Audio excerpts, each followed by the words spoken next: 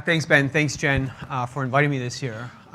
So, like many of you who turned on your television sets in January 2010, you saw images like this beaming across your screen. It was the complete and utter destruction of Port-au-Prince.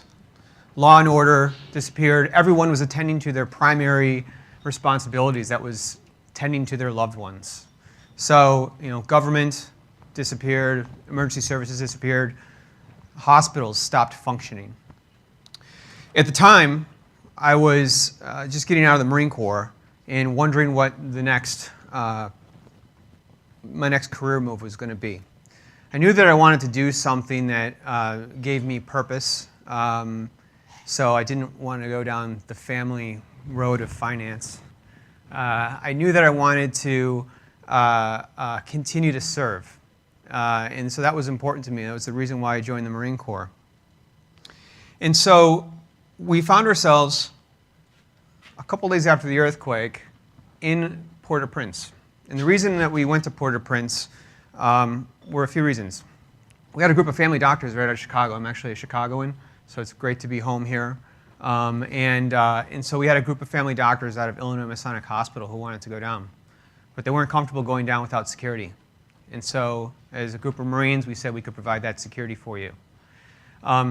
Also, we saw something down in Port-au-Prince on our television sets where we felt that we could use the skills that we learned in the Marine Corps in the field down there. Skills like teamwork, decisive leadership, risk mitigation, emergency medicine, things that the Marine Corps taught us, and the Army or Navy, the Air Force, all these, the 60-plus individuals who deploy with us down in Port-au-Prince, we thought that we couldn't use ourselves down there. What we found was that exactly right. Port-au-Prince, after the earthquake, looked just like Fallujah.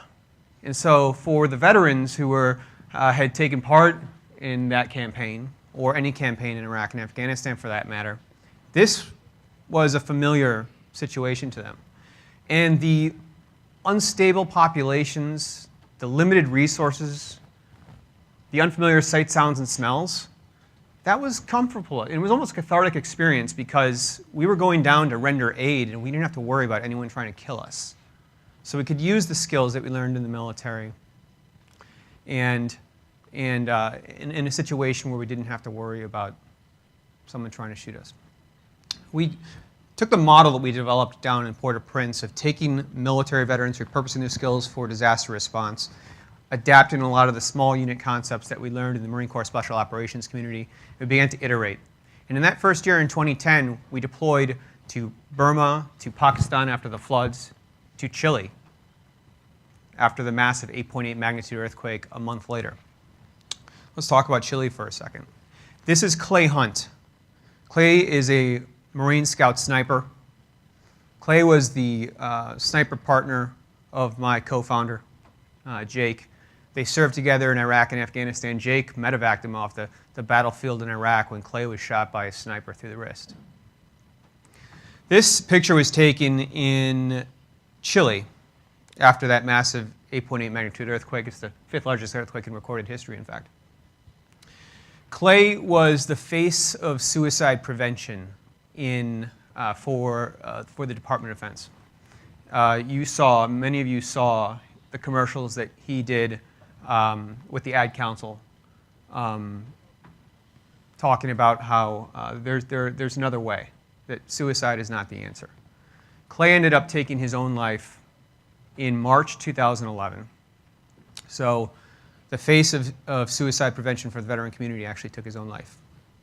And when this happened, Clay was on the first 2 missions. He was on the Haiti mission and he was on the Chile mission.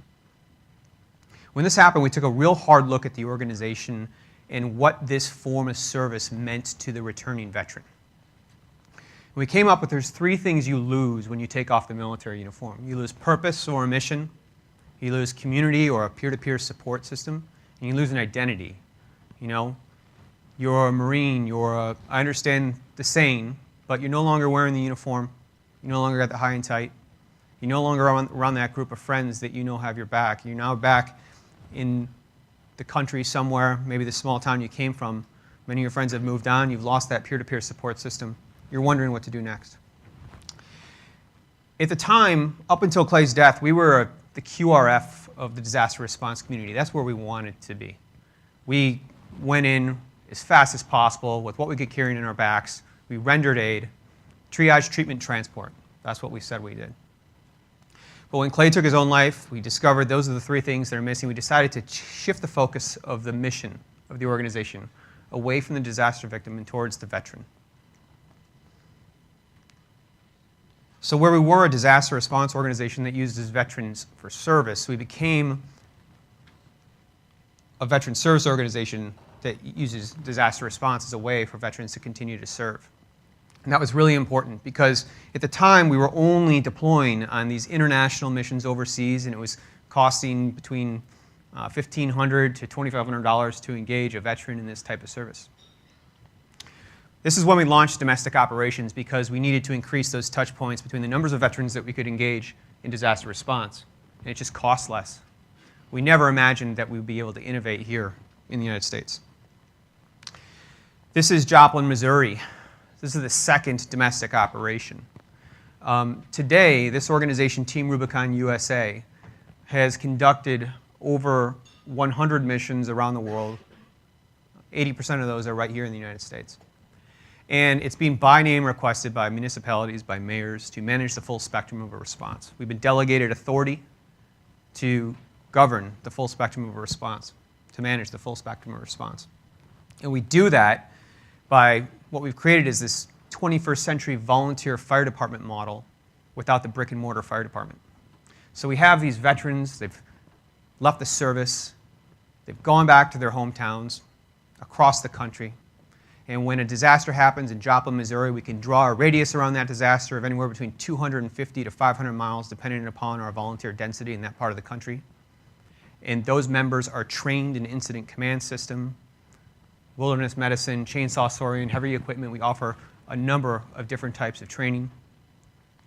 They come together, they form, that's the first response. If it's a national response like a Hurricane Sandy, we'll plan an 8 to 10 week operation and we'll fold in the regions. We mirror the FEMA regional model. There are 10 regions across the country with regional leaders in there, and we'll mobilize the entire country.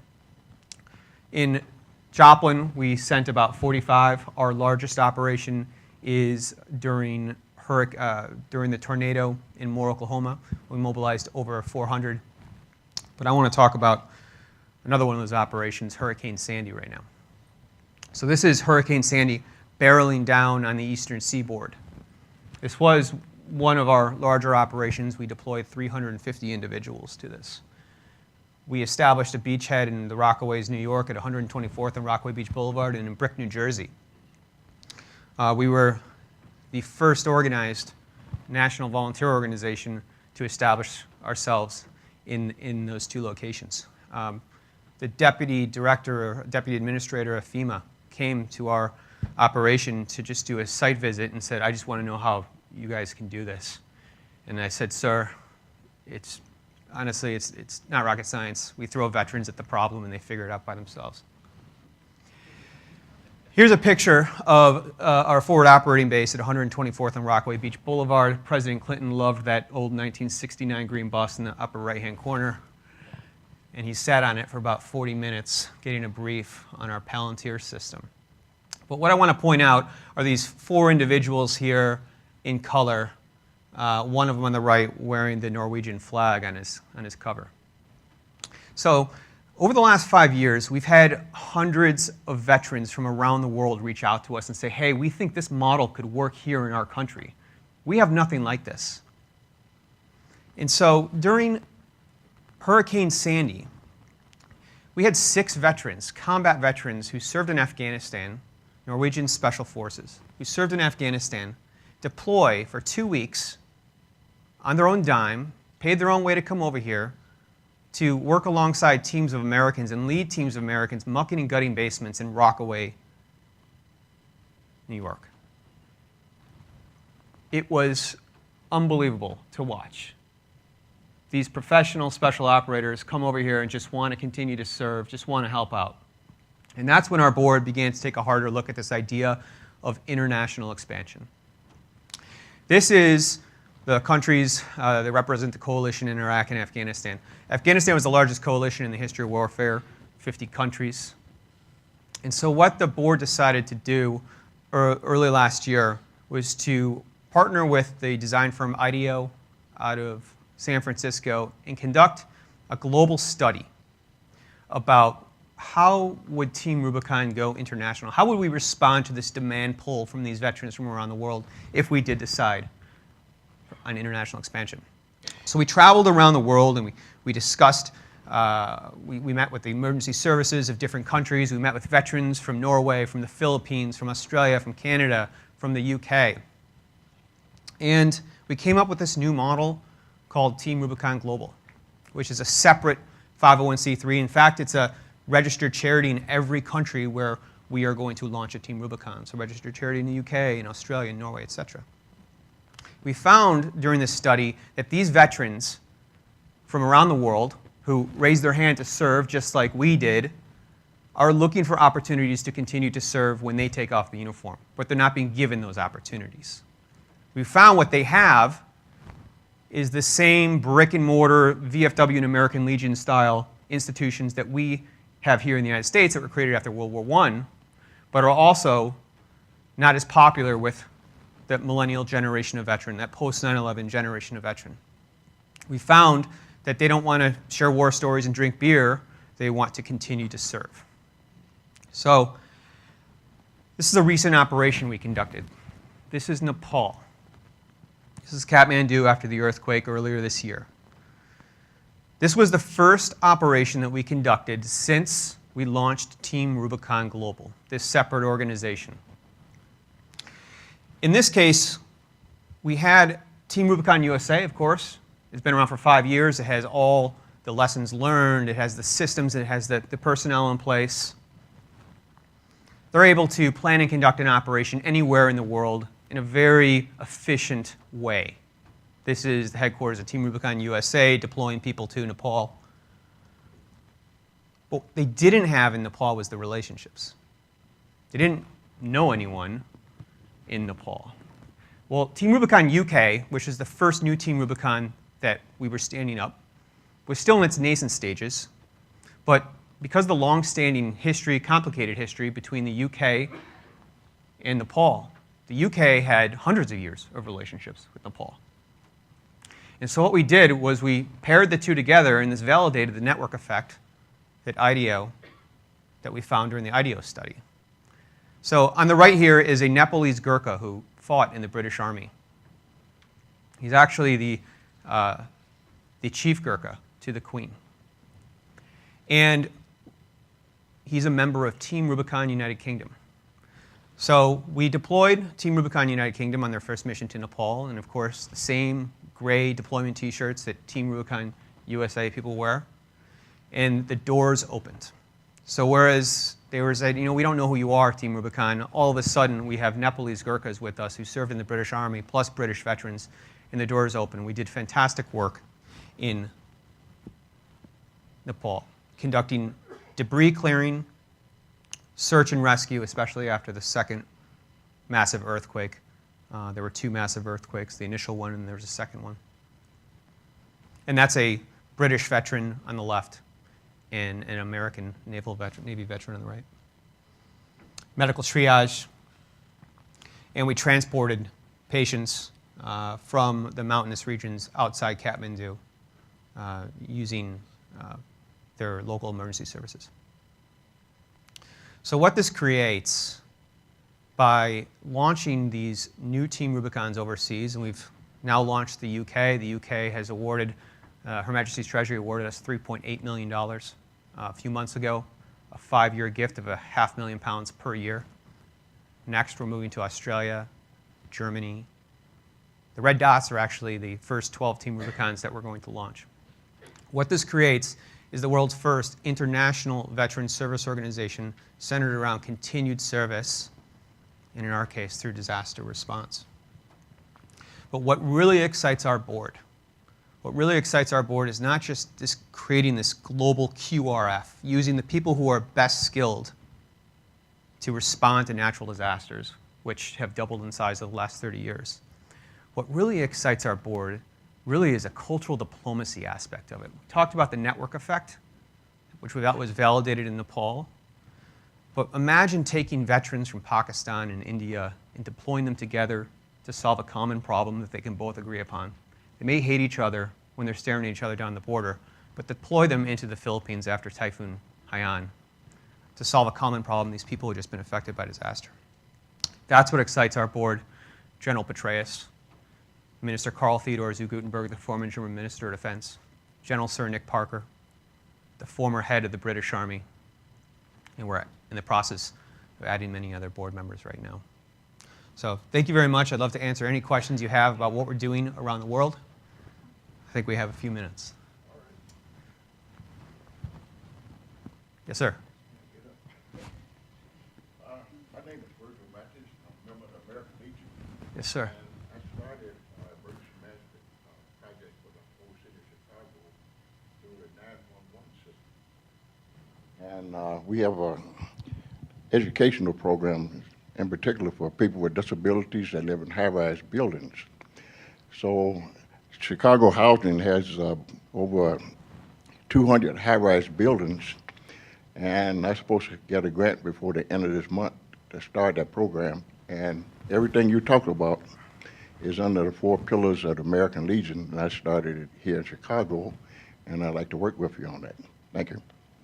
Absolutely. So we have a great partnership with the American Legion across the country, and where we often use the American Legion. They offer up their Quonset huts as bed-down locations for us during our operations. It just so happens that wherever we go, usually within a few miles, there's an American Legion post and there's a Home Depot. And so we partner with both of them to, and the American Legion has been fantastic in that front.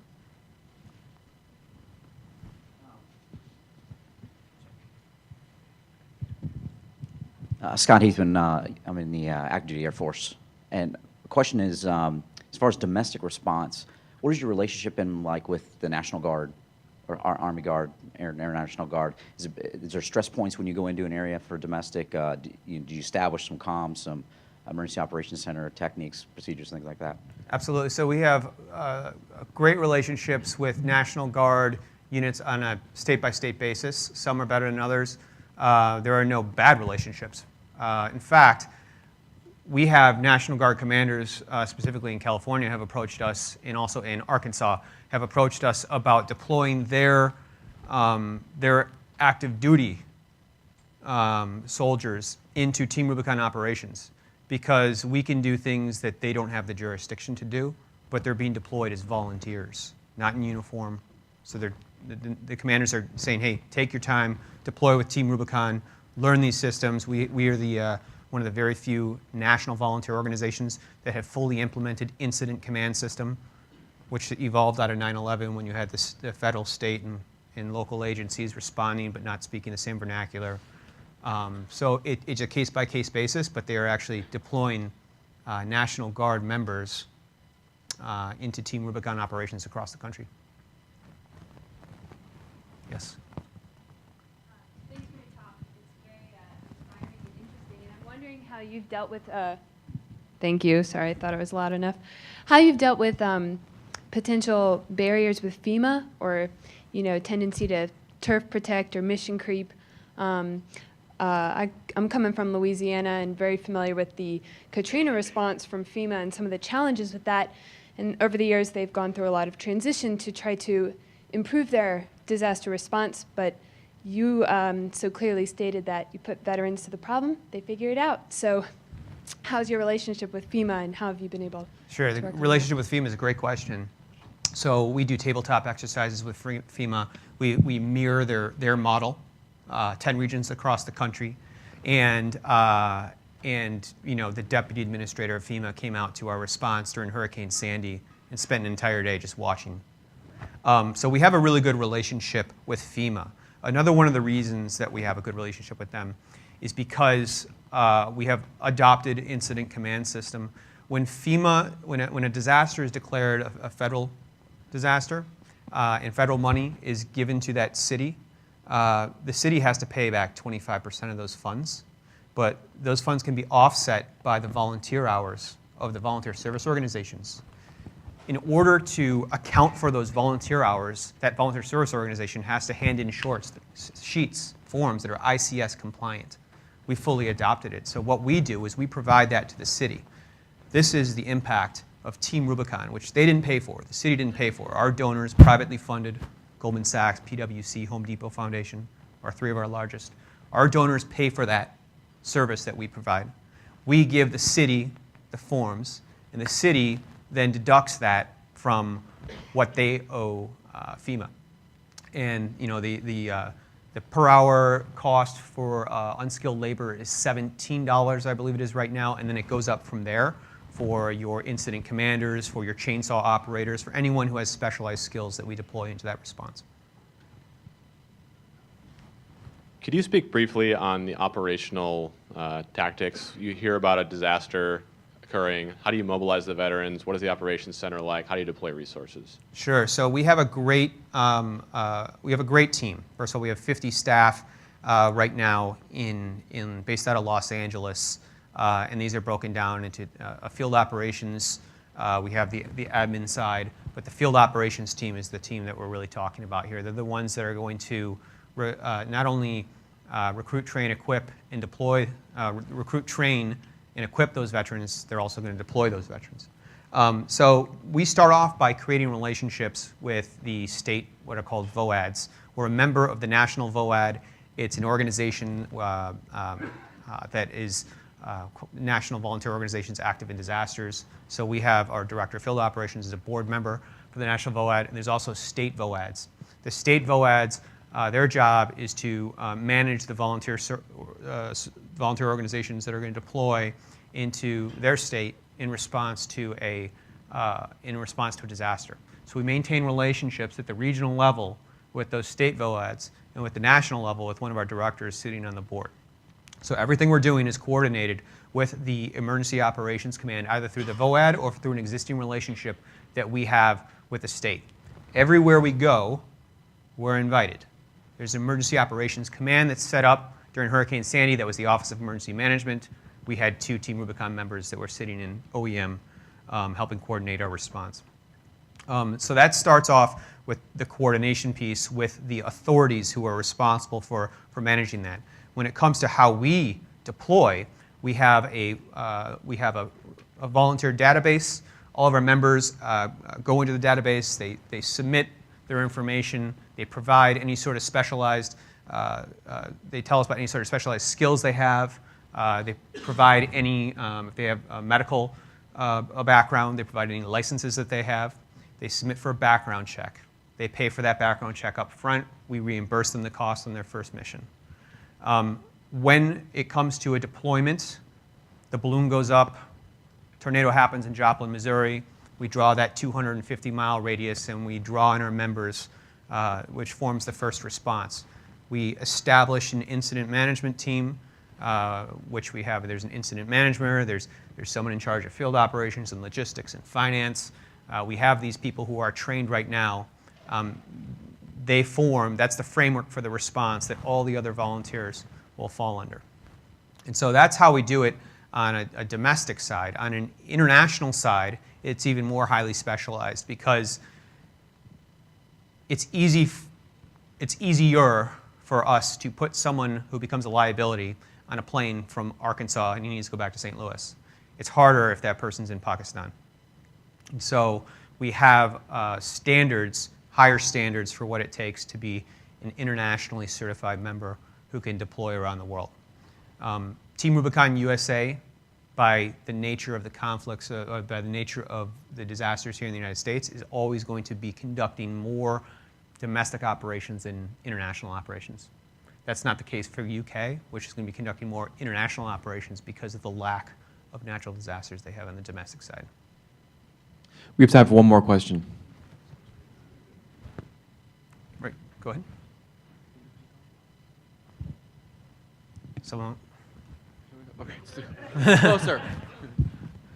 Hi, I'm curious to know about the security aspect when you talked about going to Haiti and you know, the group that went needed security and that was one of your missions. How do you coordinate that with the host country, if you do actually have to deploy weapons and Sure. protect somebody. So we are unarmed. We do not deploy with weapons other than a machete in Haiti. Everywhere we go, I led the team to Pakistan in the floods of late 2010. We liaise with local security forces. We're operating through a trusted source, and we're extending our trust to that source. And so it's someone who comes through us through either my background in the intelligence or diplomatic channels, or in the case of Haiti, it was the Jesuits. I have a Jesuit. I went to school here. Went to a Jesuit high school here in Chicago. And during that operation, I reached out to the head of the high school, who put me in touch with the head of Loyola Medical School, who put me in touch with the Jesuit in Haiti, who was telling us something entirely different than what the media narrative at the time was. The media narrative at the time was it's too dangerous, armed mobs, looting, people killing each other. Don't go. The Jesuits in Port-au-Prince were telling us those things are the exceptions. It is the walking wounded right now. Everyone is just, even the criminal elements are in shock. Everyone is attending to their primary, that's their family. And so we decided to go with what the Jesuits on the ground were telling us and not with what the media was telling us at the time. I also reached out to my friends at Southcom, who were in charge of ATFP down there. And they told me not to go. Don't be a hero, don't go. Again, the team, we took this information, we thought about it, and we decided to go with the information that was provided to us by the people on the ground who we trusted, who we extended our trust to because we didn't know them, and we decided to deploy. We did it by going into Santo Domingo and traveling overland into Port-au-Prince, and there was no issue. And we arrived before the 82nd Airborne, 2 days before the Marines and 2 days before the 82nd Airborne. We set up mobile field triage clinics, and we went to work, and the Haitians triaged themselves, bringing their most critically wounded to the front. And I'll never forget just watching elderly ladies sit with mangled fists that had gone gangrenous, but sitting and waiting because of a child that had come in and carried off of a litter of a door that had been pulled off its frame because he had a broken back. They triaged themselves. And so that's what we are looking to do is to find a local source, and if necessary, liaise with local security forces like we did in Pakistan, who deployed elite police commandos that had no fear on their shirts on the back, and they provided security for us in Pakistan. We are not armed. Thank you very much.